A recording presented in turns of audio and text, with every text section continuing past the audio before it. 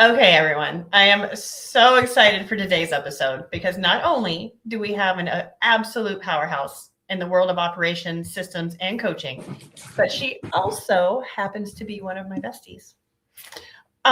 When businesses feel chaotic, when growth gets messy, when leaders are stuck in the weeds, she is the person you want to call. Shannon O'Neill has this incredible ability to walk into complexity and walk out with clarity.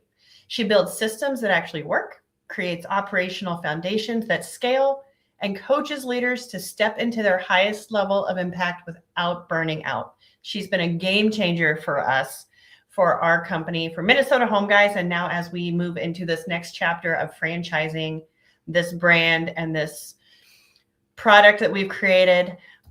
She's the calm in our storm and the strategy behind the scenes and the secret weapon for businesses that are ready to level up. Beyond that, she's one of the smartest, most grounded, and most generous humans I know. And I might be a little biased, but so this conversation is going to be equal parts insightful and real, just because we tend to ramble and go off on tangents and dig in. So everybody, Shannon, welcome to the show. Thank you so much. I hope wasn't that amazing? I hope I can live up to my intro. Now all of that is very true, even though ChatGPT put it together for me. I love it. It is all very true. So it would have taken me a little while to piece all my thoughts together, but very excited to do this. We have talked about doing this for so long. And we finally pulled it together. So hello. Sorry, for some reason you froze for a second. Okay. Hello. How's it going? It is going. You are correct. We tend to follow the squirrel or the bunny rabbit, which is really funny from operations people, but I think that people probably should know ahead of time. It's because half the time we're thinking the same thought process already. So we just finish each other's sentences and then go to the next thing. And it sounds chaotic, but we're completely on the same page and tracking and making sense. Yep. And love it. It's great to have someone, especially in operations when you're surrounded by visionaries, to have that other person that's no, I understand what's happening here. I understand what you're trying to do or what you're thinking. Yeah. Agreed. Because that's what happens is a lot of times we're the behind the scenes and we've got the visionaries that are just chasing the shiny objects. Yep. This is why we have a shiny object board. We do. Yes. So for anybody out there that are the integrators, the operators, the people, literally build a shiny object board. And whether it's magnets or a whiteboard or whatever it is that you want to. Yeah, you can use Asana, you can use a Google Doc, but there's something about them knowing that it's on the future that can let some visionaries, not all of them, but some visionaries pause and then come back to it later. So you can, and anytime it's our job as integrators and operations pros to say, okay, let me go figure out if we can make that vision come true. Let's put it over here for right now. And, because we don't want to dash their dreams. So we are multiplying their vision. So taking it and making it become reality. Well, and I don't know if you were on the call this morning when we were talking about this, but the visionaries, someone pointed this out to me and it's the coolest thing. And I might be doubling up because I think we already recorded this and you might hear it in another podcast or somewhere else that our wonderful content creator, Brady, behind the scenes is putting out everywhere. But sometimes the visionaries might feel like you're trying to slow them down or tell them or stop their progress or their momentum, when in fact, it's completely the opposite. We are so supportive that we're asking the questions and we're digging in for the details because we are trying to help them succeed. Yeah. We want to see them get to that next level. 100%. And that's what part of what we're doing is we're taking, it's our job. That's why I say, I think one of the things I learned, especially when I moved into real estate and operations, is not to say no immediately, just because I know in my head I've already gone through the whole process and it's not maybe gonna not work right now. But like, instead of saying no, because like we want them to keep coming up with these things and like tell us what direction they want to go, and we don't want them to stop sharing it with us. We want them to keep like sharing the information.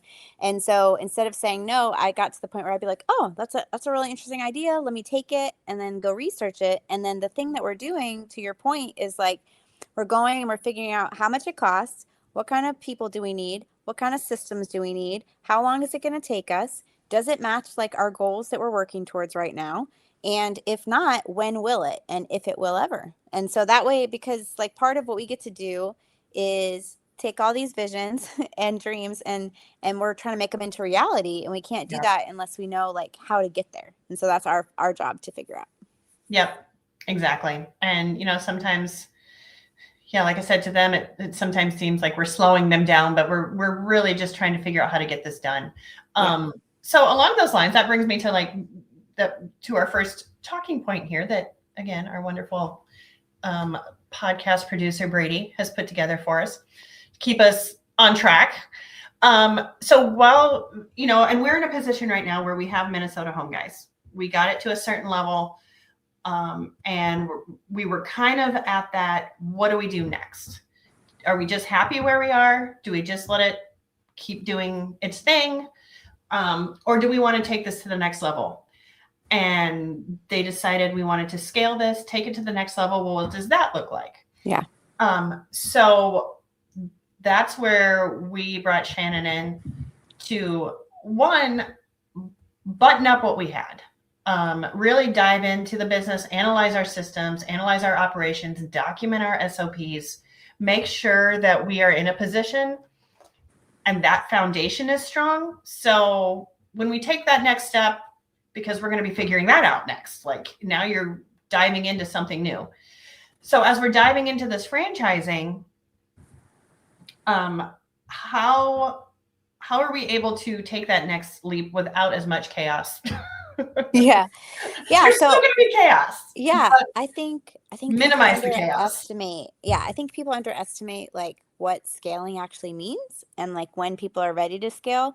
So I think that part is the part like we need to address first too, is like people, just because you want to scale doesn't mean you're ready. And usually you aren't like normal, like just like you have to look at the foundation that you built and make sure like you were saying, like all the systems, processes, like the SOPs are there. You have the right people in the right seats, and you have to look at your bigger goals. Like, so some of our goals, like with Minnesota, was to move some of the leadership like out so they could have time freedom to work on other projects. And so when you do that, you have to like have a transition plan for those people that are coming into those seats.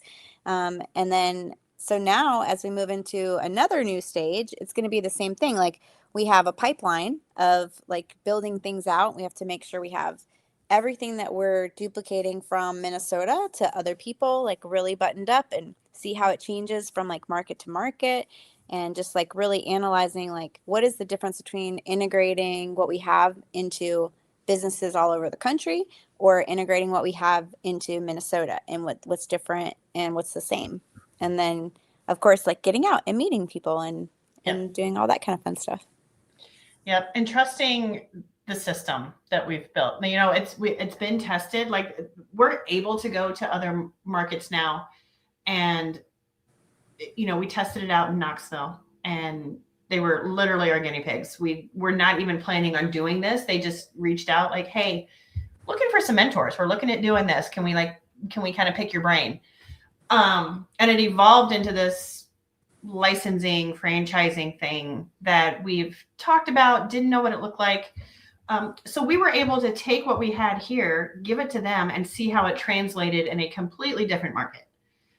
And where we had gaps, where we needed other systems, other documentation.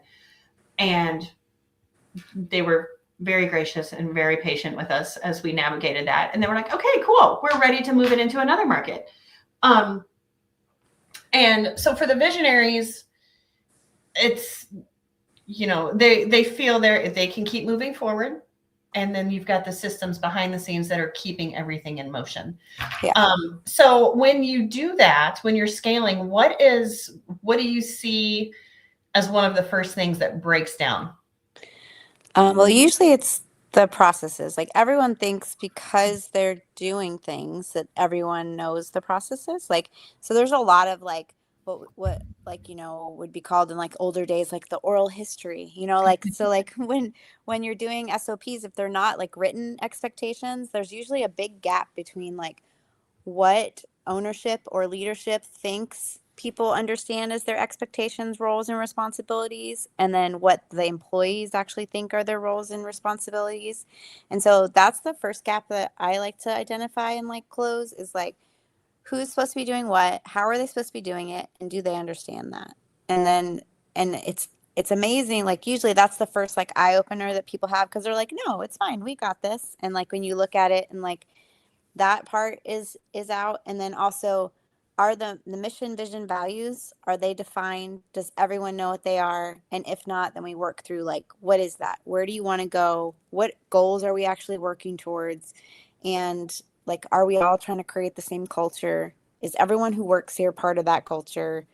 And that's like the first two starting points for me usually.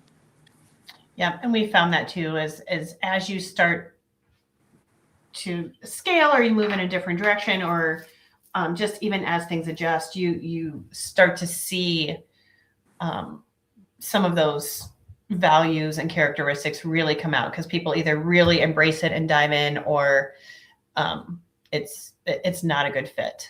Yeah.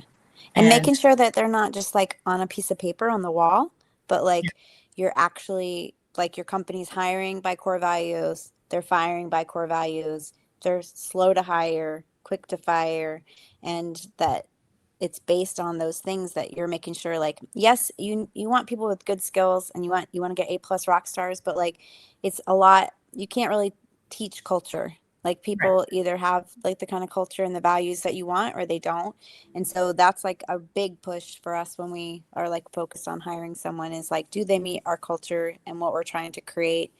And if we even feel the slightest doubt of that, then it's probably not a good fit. And then using tools like we talked about like on another podcast, like where we were talking about like predictive index and things that we use as like adding into like our hiring process to make sure we're bringing together the right team to work together.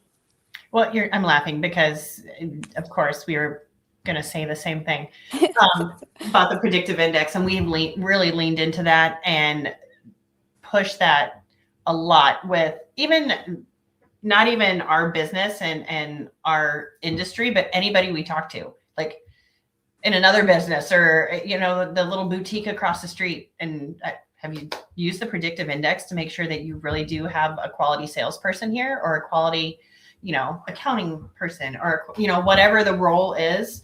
Yeah. And, you know, we talked about this earlier, like you said, but it's making sure you have the right butt in the right seat. And it's not about personality. That is the culture side of it. That fits into more of that piece. This is more of, you know, how does their brain process information? Is like, I'm not a salesperson. Can I? Sure. I can go out on a sales call. Yeah. I can talk to the person. Am I going to be able to pivot in the moment and be like, oh, this is your situation? Well, we probably want to go this way. Or yeah, these numbers aren't going to do this. Or look at a house and be like, it needs this much in rehab. Can I do that on the spot? No. And I would even say you probably could. You could force yourself into that hat, right? Because like I think this is like where I hear the biggest people like push back on predictive index because what it does is talk about, you know, like how you show up at work, how you think you show up, and then how you actually show up, and then the difference between those two.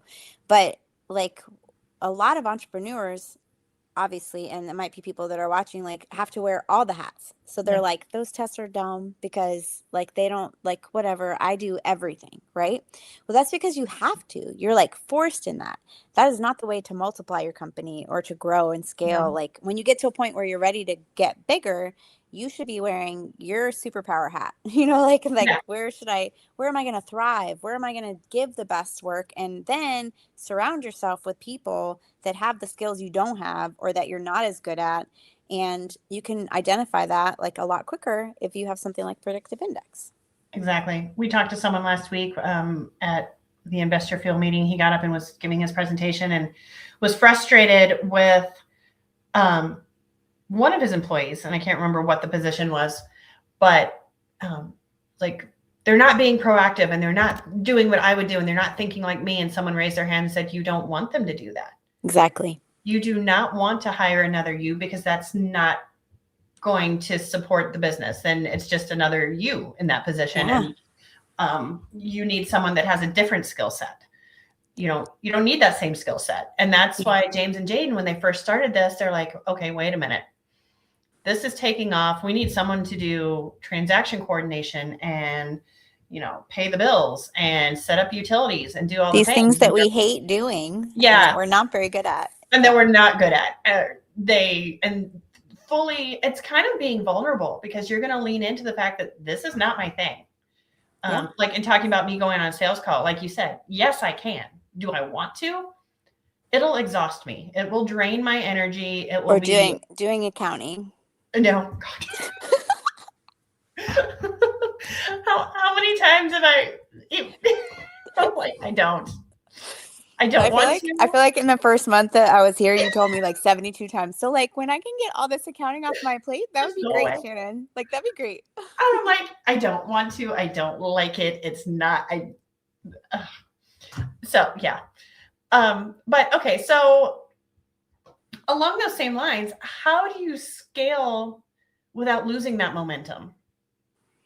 It's hard. Like, in all honesty, like a lot of times when you scale, like you need to choose the right time of year, the right people, because you often go backwards. Like, I know it's not what people want to hear. They want to hear that, like, you put in the things and you're going to explode forwards. But especially the visionaries, they want to see like, here we go. I flipped the switch. Let's go. And exactly. And the problem is that you're identifying too, like the things and the people and the systems that you need at this level, like where you're at and like the dollar amounts, and it varies by like different industry. But like when you're going to the next level, you don't necessarily need the same people, the same systems, the same, SOPs. And so whenever that happens, you have to identify like what is going to move forward, what isn't. And you also probably, like the same thing that happens like when you're in like a great time, especially in real estate, you're in like this great, amazing market, everything's moving and flowing, and you're like, man, I have a great business. And then the market gets crappy and you're like, oh, this is not working. And you realize that like during the good thing, so many more things could get away, could slide through, didn't have to be as efficient. You didn't have to be as dialed in. Yeah. And then when you get to this like slower market, you're like, oh, I gotta really be really efficient. I gotta really be on target. We have to know our marketing numbers really well. Like, yeah. And so the same thing happens on the scaling side. Like you think because people are doing things that your processes are dialed in, or you think because someone's in a seat that they're the right person for that. And then when you actually start to like dig into it, you're like, so I'm sorry, but we're going to have to like take a couple steps backwards and like figure out this whole department before we move on to the other things. So like usually in like that next stage of scaling, like when we go into like audit reviews, and so that's digging into like a department. So like here we dug into marketing when we first started, and then we dug into lead management, and it took time because you're like trying things, you're fixing things, you're moving things. Like, so we weren't just auditing, we were like auditing and adjusting, and adding people where we needed to, or adding systems and fixing technology and all that kind of stuff. So it's a lot of times it's not like a linear, thing. It's like, okay, like up and down a little bit, as you felt, as we went through that here. Well, and the other piece of that is trying to do some of this behind the scenes. Like there are some bigger shifts and bigger changes. Like there was some leadership that we had to move away from. And those are bigger shifts, even to, the culture, momentum, morale, all of those pieces. People feel that. Some of the smaller shifts, like, okay, we're going to document and do a process map for this. Oh, wait, we see, we need to add a piece here where there's an extra phone call. Those are little shifts that over time, you don't even realize are really happening. It's in maybe one department with one person, but overall it affects the entire system. Yeah. Because you're buttoning up where they're getting and I'm just thinking of the leads team, they're getting an extra piece of information that they're able to put into the system to pass along to the agent, that the agent can use in their sales, that then gets pushed along. They get the contract, it gets pushed along to title. So title is aware of this one little thing that could make or break the transaction. And as they're just moving through everything, so smaller things like that, and over time you realize make a big difference. Yeah, it all adds together and adds up. It's like, and you're building a foundation so that your foundation has to be really solid before you go into that growth and scaling. So that's what I was saying, like, people think they're ready, and then you look and you're like, you're not ready yet. Like, there's so much more we can do right here to like make the foundation really solid before we try to scale it and then scale it again to like, the next level or even other markets or whatever it is that we decide to do. Right. And that's where we are now, talking about different mindsets and going in different directions, where we've spent the past 10 years dialed into the real estate market in Minnesota and building this machine here. Like, how do the marketing and the leads and the processes and the sales and the acquisitions and the dispo. Yeah. And that machine is running. And now, like you talked about, James and I are able to step out and move into, and this sounds funny, but we were doing an insurance audit this year, and he's like, okay, Minnesota's like this flipping thing. I'm like, yeah, well, we need insurance for HomeGuys USA, because we're doing the same thing. And we're just going to be franchising. And he's like, oh, he's like, that's not the same thing. He's like, you don't need this certain type of insurance for real estate. He goes, you're moving into an education and coaching category, and that's going to be different kind of coverage. And so for me, that was a little bit of a wake-up call, like, oh, this is a different beast. Now we're moving into something completely different, and we know what we're talking about over here.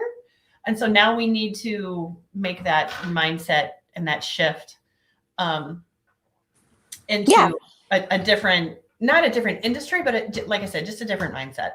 Yeah. Well, your focus is shifted, right? So it's like hard, like you've been like focused so much on operations on this side and doing these things and like dialing it in. And then you're like, oh, there's a whole new world over here. And I'm going to go exploring it. Like, and a lot of the, like the franchisees that are already on board with us, like they came organically. And so now you're like building it out more. And like, it's a whole different beast. Yeah. Like you said. And, being able to go in there and speak to, what we've done here. We have become experts in the operations and the systems and getting the visionaries to buy into that. I think now it's been 10 years, and I think James and Jaden now finally are like, no, we cannot survive without operations. Yes. It's, in the beginning, and it's hard for visionaries because we are behind the scenes. We're not necessarily front facing revenue generating. We're not like driving sales and driving dispo, that type of thing. But I would say we definitely are increasing revenue, and operations and administration both are like big revenue increasers in a company. Yes. But it is harder to connect directly to revenue, immediate dollars.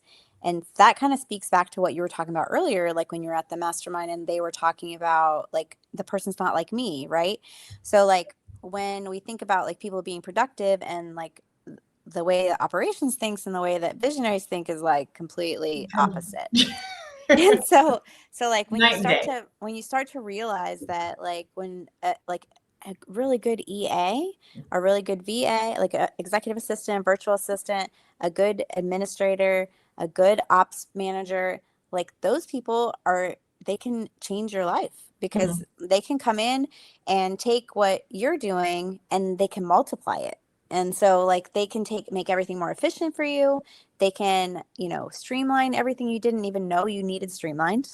Like, and all the things they can do behind the scenes that, first of all, like you said earlier, like that maybe they just aren't good at or that they don't relate to, but also just to take those tasks off of your plate so that you can focus on the highest revenue dollar generating things, immediate dollar things, and then they can kind of like pull all the strings behind the scenes. Yeah. And so I was going to speak a little bit to, and I was going to ask you this question, but I can explain kind of how we've done it in here. And how do you bridge that gap between the visionary and the operations and the integrator? Because they are two completely different, I hate to use mindset again, but two different thought processes. And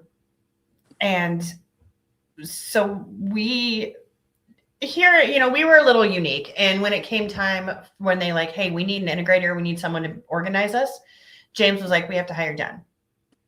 And, she does this. This is her thing. Like, and she's going to be a good fit. Do I recommend it for everyone? Not necessarily.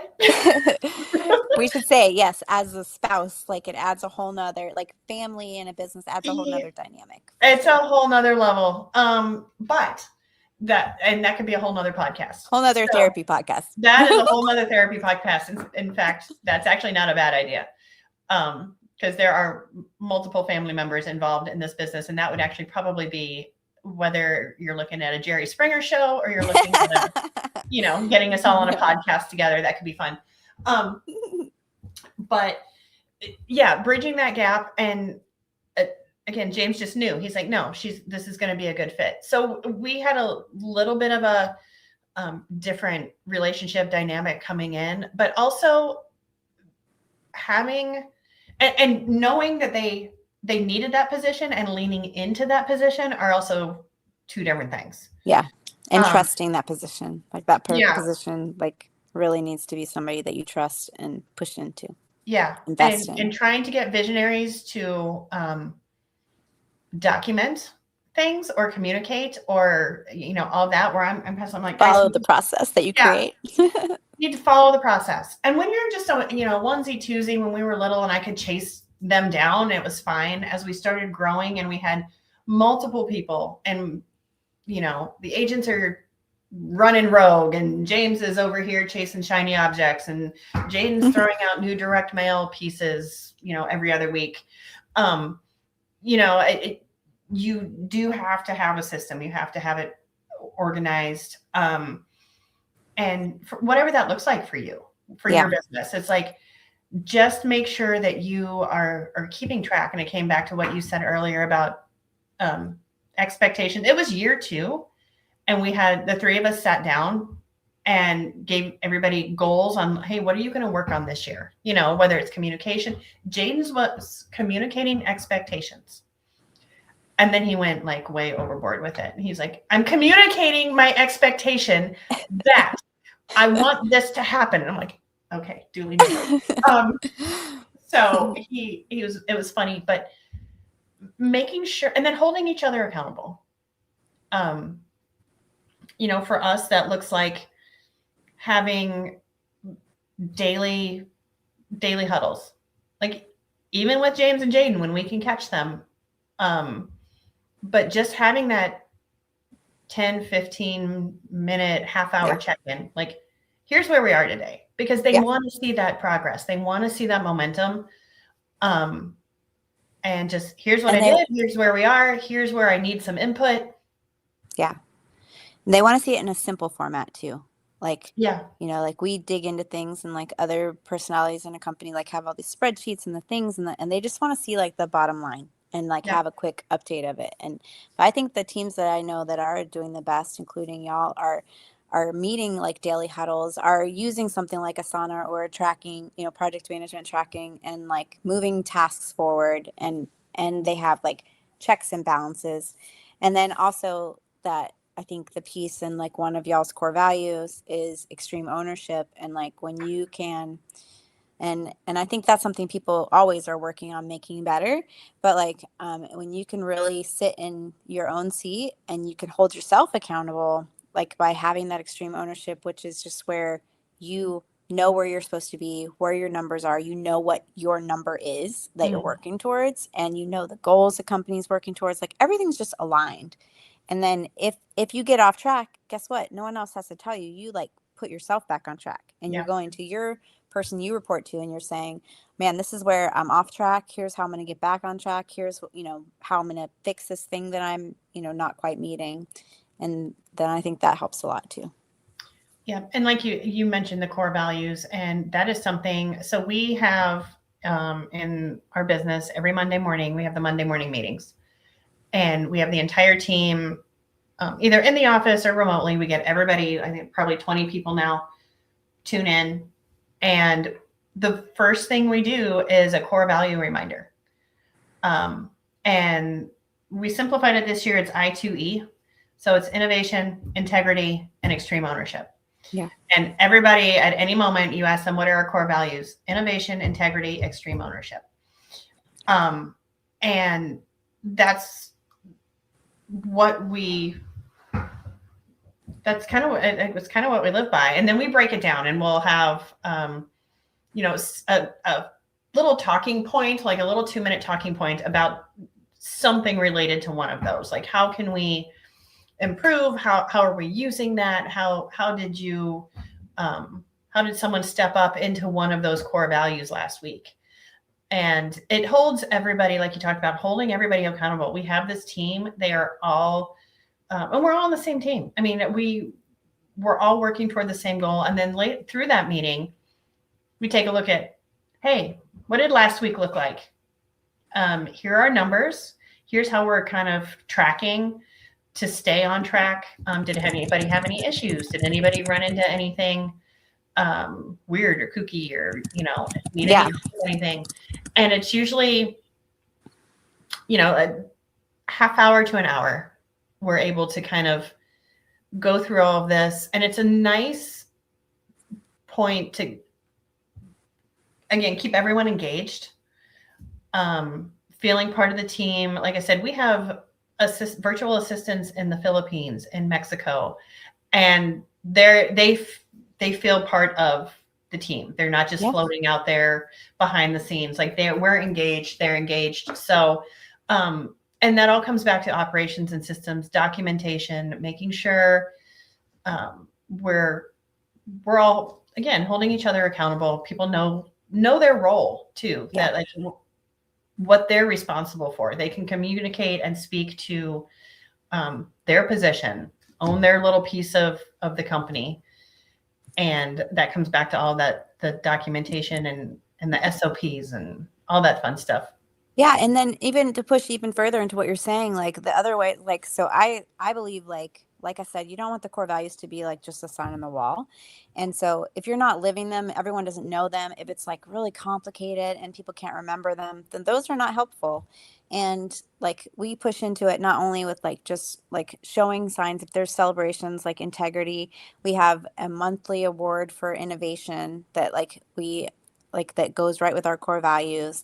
And then we have, KPIs in every department that are, people are responsible for, and they know their own number, like what they're supposed to be hitting. And their leader goes over with them, like, what the metrics are, and are they meeting them? And if not, like, how do we get on that together? And people bring their own numbers there.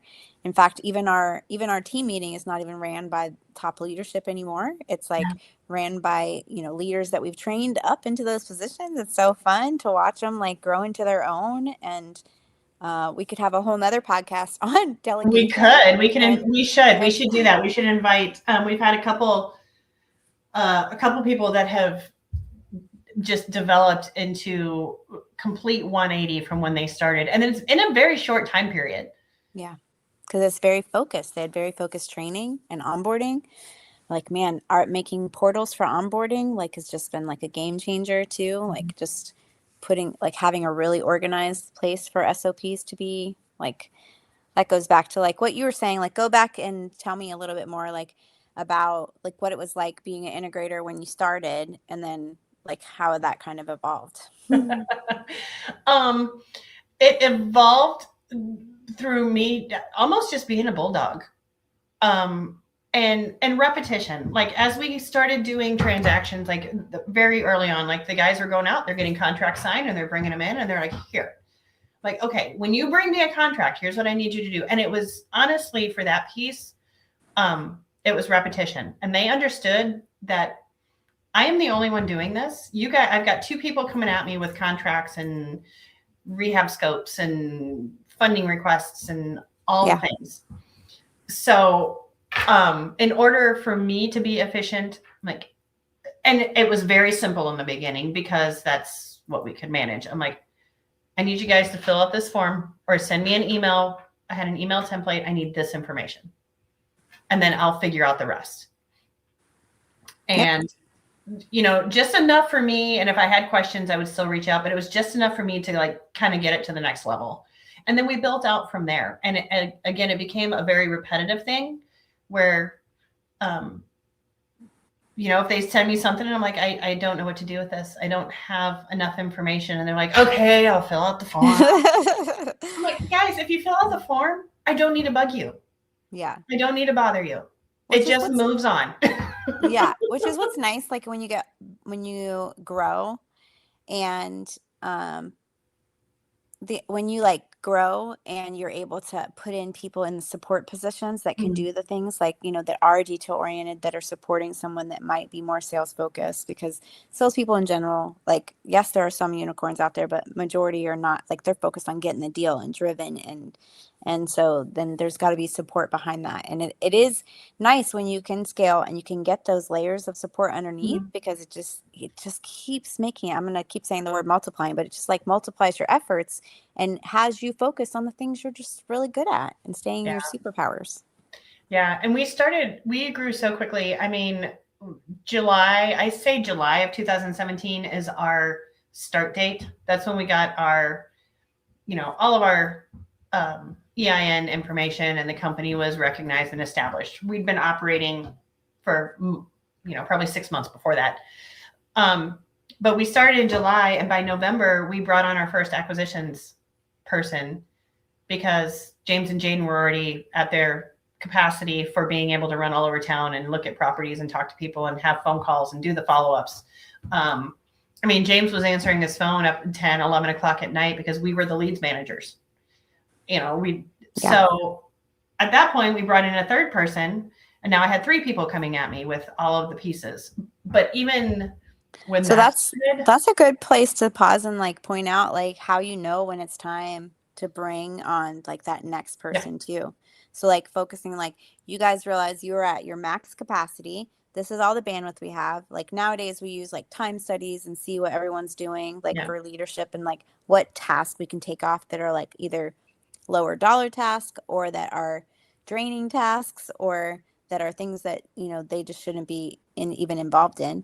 But back then you were like, okay, we are like at our capacity. Right. And so then you added a new person.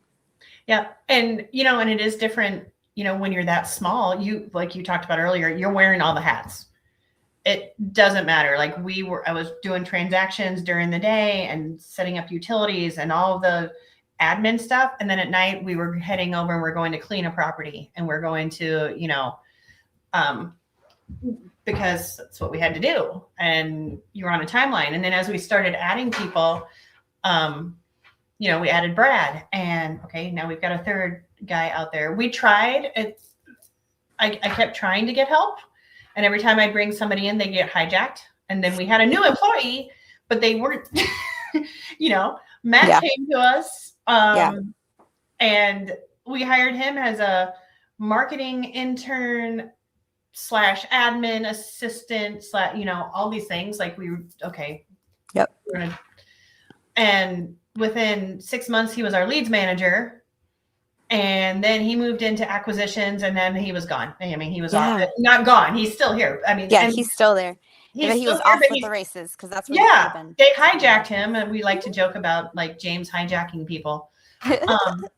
But they're like, "Oh, Jen's got it," and they would steal my person, and I'm back to So it's been a year and a half. It took until 2024. For me to get an executive assistant and a transaction coordinator. So I was able to finally hand off. And now, we're at the point where we got her a transaction coordinator, and she is now running our office operations. But, I think what's important to notate there too is like, so you mentioned like when you're smaller, like you guys were to begin with when Matt came on board, is that everyone's still wearing multiple like hats. Yeah. Like that's normal. Like when you're in a smaller company, like there is a lot of that. As much as you can keep those like hats like focused, like if you're small and you're watching this, like if you can keep like that person doing the most of one thing that you can, that'll be better. And then as soon as you can, having them just focus on one thing, because if not, then they are fractional at all those things and they're not focused 100%. But then like to your point, like as you do get like older and like in the company and you grow and you have more like stability, and you can actually like, not only did your person that you're talking about get to grow, but you got to grow too. And so like the company was ready, like that you could grow up out of that position. And then it's so fun I think it's so fun to watch. Like a lot of people get mad when like people grow out of a position or grow out of being their assistant or grow out of whatever. But I think it's amazing to be able to watch somebody like come into their own and like get that confidence and like learn those skills. And like, and then when you're able to be that mentor to that person and like help them grow to that next level, and then you're growing too that whole time. Like, I just think what is created there is like kind of magical. And you're investing, to speak to that a little bit, you're investing in that person and they feel an investment to, the company there and you, or, because I know like the Anna who we're talking about, and even Matt, like we didn't have a traditional real estate arm when we started. And so we weren't licensed agents. And he came in and, we invested in him. We're like, hey, go get your real estate license. Hey, we'll pay for you to go do this. And Matt's been here 7 years now. Brad, we did the same thing. We're like, we're just going to keep, they saw the heart behind it. They understood like, are there bumps and growing pains and, hard? Oh, 100%. Yeah. Nobody is. Anyone that tells you that they didn't have growing pains is lying. Oh my goodness, they're lying. And do you always get it right? No. You, and it's just like living life. Like you're going to make mistakes. And especially in an industry like this that is always changing and pivoting, and you have to be able to pivot.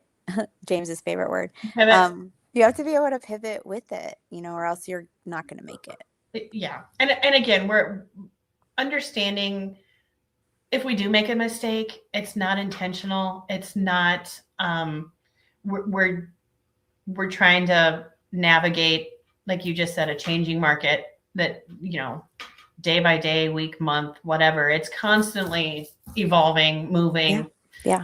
Besides just, real estate in general, we're navigating, like Shannon, you were sharing yesterday, government changes to our industry and to how states are looking at investment real estate as, industry wide.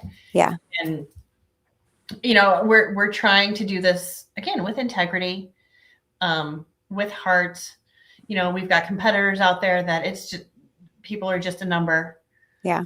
And, we try to educate the client, the seller, like, hey, we might not be a good fit for you, but ask these questions. Yeah. So we're giving them tools. So we're working with people to, people call us up and the first thing out of their mouth is like, what's the catch? Yeah. Like, I know. What the deal behind the deal is. Yeah. Like, wait a minute. It's too easy. Like, yeah. I think we try to make it as like the slogan or our little motto says, stress-free. We might try to make it as stress-free as possible, but for the seller for sure. And the buyers for sure. Yeah. Like, I think that's a good point too. Like, when we're creating those processes and like trying to keep them to all match our core values that we've already talked about, and then also make sure we're keeping to our mission and vision, which includes like helping those people in the community in a way that's full of integrity. Like we're weaving that into our processes. So like one of the ways that we approach like accountability, besides the extreme ownership piece, is building that into our SOPs and like making sure the SOP matches our core values, making sure that we have like who's responsible for it, who's accountable for it, who needs to be informed. Like we use these different things. And then at the end, we also put like how we're going to hold, like how we're going to like have checks and balances for this and make sure that we hold people accountable for this. Yeah. And then, you know, and that comes back to just the way James and Jaden, the way we came into this was they wanted to build a different kind of company. They wanted to build something that was helping their neighbors, helping the community. Yes, is it a for-profit company? And absolutely. But they built it with a heart of how can we help people? And that has been reflected over and over, even in all the growing pains and changes that we've made. You know, that is still the core purpose of how. And we answer the phone and we go into houses and we're like, how can we help you? Like, what do you need from us? Like, you know, we'll do everything in our power to help you with your situation. And it's a, not to start to be cheesy, but I mean, it is a beautiful thing to watch people just kind of relax. You know, we had a client and like have relief. Yeah.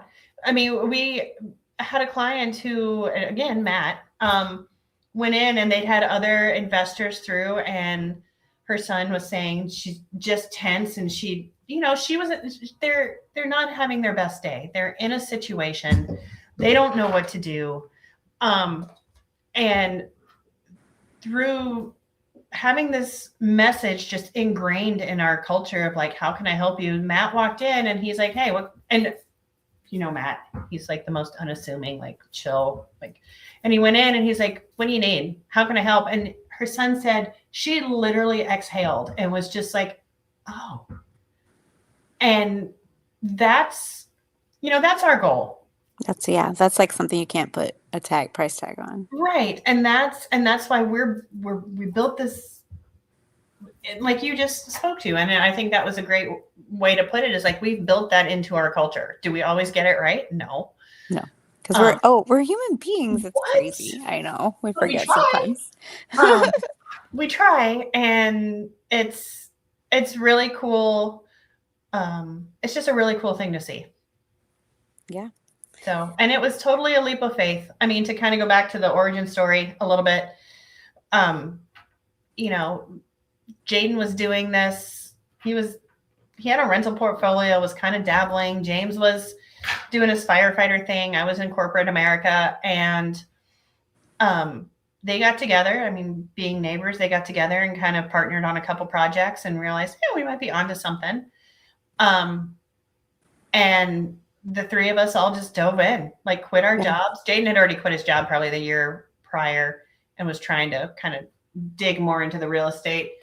But yeah, James and I just said, okay, let's go. And my dad laughed and he's like, what do you know about real estate? Like, yeah, nothing, but we'll figure it out. And then even everything that we've brought with us along the way have been, it's funny because they've all been like pieces of other jobs. Oh yeah. Yeah. That I'm like, oh, this came from that. Cause 100%. Like everything. And she's like, how did you know to do all this? I'm like, well, this came from this job and this came from this job. Yeah. And this came from over here. Yeah. I think that's so important. That's something like I have thought more and more of over the last couple of years, just like how your perception's your reality, right? Like, so everything you've been up until this point is who makes you who you are and like how you see the world.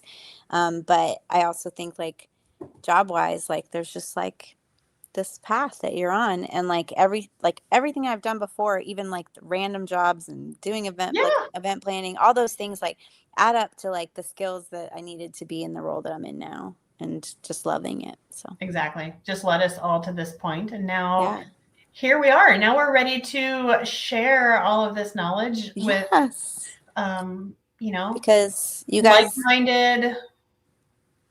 like-minded people. We want to, it's a blast. It's a ride. I mean, I don't know. Yes, It's not for the faint we'll of have to heart. dig in another day. We'll have to dig into like what it's actually like in that whole process, and you know, Yeah. going through like there's so many different pieces of it that we could like really go into. But I think too, I think I want to mention before we wrap up for the day that like extreme ownership is also a book, and so that's like originally where we got that concept. Like a lot of people probably read it. He's a former Navy SEAL, Jocko Willenick, and he wrote that. And then what's y'all's saying like for your Home Guys USA, like what we made all the mistakes so you don't have to? Yeah. I love that. So like that's what like, you know, we made all the mistakes so you don't have to, and now we're gonna help you like figure out how to make that be true for you too.